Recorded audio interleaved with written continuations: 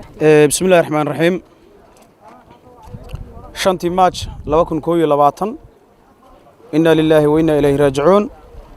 waxaa caawa fiidkii argixisadu ay qarax la beegsadeen maqaayadda Luul Yemani oo ku taala wadada hormarta dekedda caalamiga ah ee magaalada Muqdisho ee aada isgoyska via Roma ujeedada ayaa ahayd in argixisadu ay qarax u isticmaalaan oo ay ku weeraraan dad shacab ah oo ku qaxweyn jiray ama u tagi jiray cashayn iyo baashaal tagi jiray maqaayadaas Luul Yemani oo ah markii labaad in ay la beegtaan ismiidaamin qarax ah qasaaraha meesha ka dhacay waa ilaa 10 qof oo dhimasho ah iyo 30 dhaawac sida aan tirada ku hayno oo ciidamada ammaanka isla markiiba goobta gaaray ay ummadda gaarsiinayaan qasaarahaas ayaa keenay qaraxaas meesha ka dhacay oo ahaa mootada nooca qaada xamuulka lagu qaado oo laga soo buuxsho walxaha qarxa ayaa lagu weeraray sida aan xogta hordhac ah ku hayno weerarkaas ayaa ku soo aaday xilli fiid ah oo shacab ka tirsan ummadda Soomaaliyeed oo waxba galabsan ay maqaayadda ku qaxweynayeen weerarkan ayaa micnihiisu yahay in argixisadu aysan marnaba raalli ka noqon karin in qayb kamid ah ummadda Soomaaliyeed oo si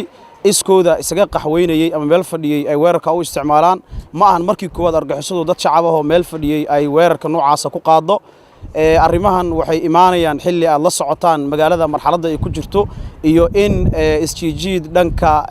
dhigista banaanbaxyada ay jireen oo sababta dawladdu ay u diideysay ay ahayd in falalka noocaan oo kaleeta ah la helo cid mas'uuliyaddeeda qaadata si dadka looga ilaaliyo in argixisadu ay meel cidla ah dadkeena maalin kasta ku laayaan